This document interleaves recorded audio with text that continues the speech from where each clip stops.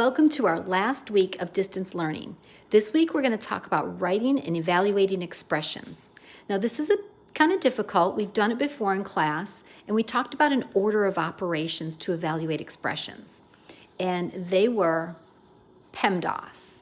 Some people use a little sentence to help them remember the order of operations, and it's one letter of the sentence. Each letter of the word of the sentence represents one of these operations. So the sentence was, please excuse my dear Aunt Sally. And the P stands for parentheses, and the E stands for exponents. Now we really don't have many exponents in 5th grade, but you will as you get further in your math career. Then we have multiply or divide in order, and then we add or subtract in order. So in our order of operations, the very first thing we always do is in parentheses.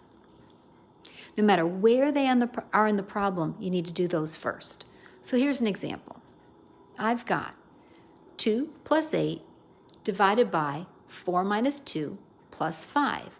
I have to do the parentheses first. So 2 plus 8 is 10, divided by 4 minus 2 is 2, plus 5. So 10 divided by 2 plus 5. Next, I have some addition and I have division in here. I need to do division because remember, division comes before adding or subtracting. So my division, 10 divided by 2 is 5 plus 5. And 5 plus 5 is 10. So the answer to this problem is 10. Math has exact answers. It's not open to interpretation.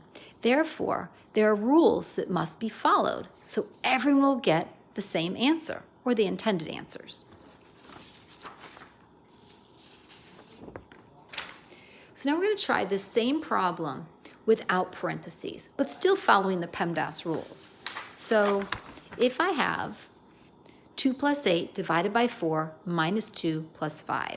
According to PEMDAS, the very first thing I would need to do would be, well, there's no parentheses, so it would be to multiply or divide. So I'm going to divide first, and that would be 8 divided by 4. So I'm going to put down 8 divided by 4, of course, is 2. So I've got 2 plus 8 divided by 4 is 2 minus 2 plus 5. So I did my division first. So the next thing would be to add from left to right. So 2 plus 2 is 4 minus 2 plus 5. The next thing would be to subtract. 4 minus 2 is 2 plus 5. And 2 plus 5 is 7. So I did follow my PEMDAS rules, but I didn't do what I needed to first. That's why the parentheses are so important, because remember, my answer is not 7. The answer is 10. So I needed to make sure, in order for you to get 10, I needed to communicate to you that you need to do this and this before you do any of the dividing or adding. And the way I communicate that to you, that I need you to do that first, is by putting parentheses around it. So the parentheses matter, they are important, because 7 is not the answer. Okay. Remember, keywords sometimes help you decide what operation to use. So if we have this problem right here, Jack is building 8 puppy bots and 6 kitty bots. Each bot needs 3 wheels. How many wheels does Jack need in all? Well, notice I got a keyword here, and. And means I'm going to join these two together. So the first thing I need to do is add the number of puppy bots to the number of kitty bots, and then multiply by 3. So I need to write an expression.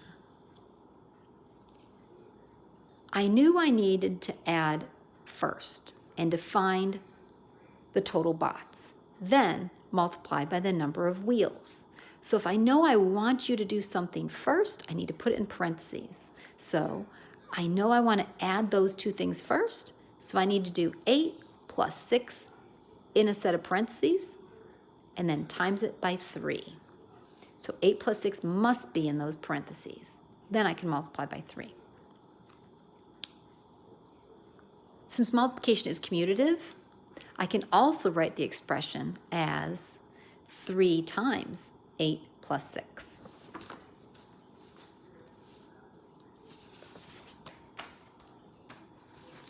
Now let's find out how many wheels are needed to make the robots. We're going to solve using PEMDAS. Please excuse my dear Aunt Sally, or parentheses, exponents, multiply, divide, add, subtract. So the first thing I'm going to do is I've got this problem and I need to look at my parentheses first. 8 plus 6 first and then multiply it by 3. So in my parentheses, 8 plus 6 is 14. Then I multiply. 14 times 3 is 42. So my answer is, how many wheels will we need? 42 wheels. Now let's try a different problem. We made 14 robots. If we keep 2 and pack the rest into boxes of 4, how many boxes do we need?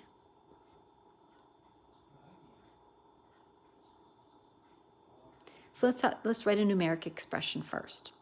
So if I have 14 robots and I'm keeping 2, keep 2. That's a key word. That tells me I need to take 2 away from 14 and keep them. So 14 minus 2, and then I divide it by 4. 14 minus 2 needs to go in parentheses because I need to keep the 2 out first before I divide by 4. So 14 minus 2 is 12. Divide that by 4. 12 divided by 4 is 3. So 3 boxes are needed to pack the bots.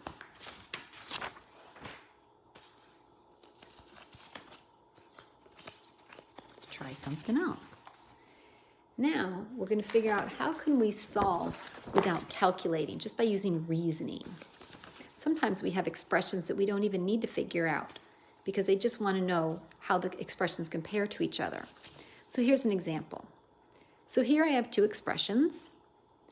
2 times 1041 minus 347. And I have another one, 1041 minus 347. So look at the 2 expressions above. The first expression has 1041 minus 37 in it, but you're also multiplying by 2.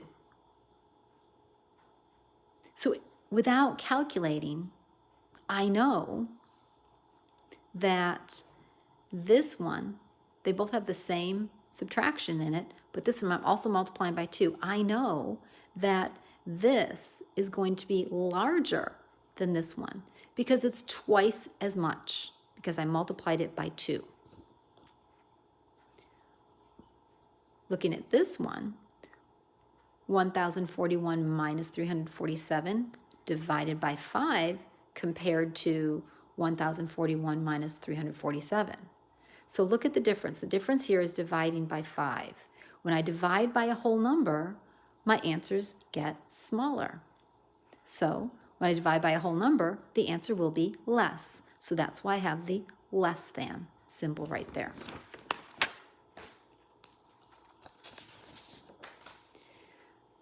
And last, sometimes we have some complex expressions, and they use brackets. Brackets are kind of parentheses within parentheses.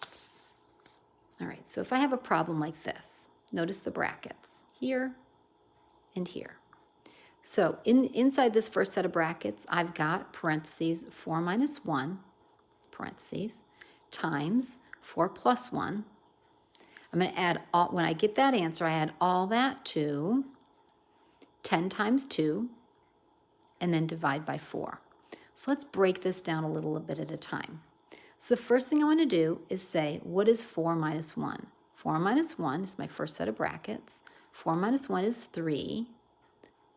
Times 4 plus 1 is 5. So in my first set of brackets, I need to figure out what is 3 times 5.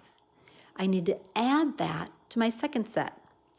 10 times 2, of course, is 20, divided by 4. Divided by 4. So now I want to go through and look at the brackets. 3 times 5 is 15. 20 divided by 4 is 5. And I just add those together. 15 plus 5 is 20.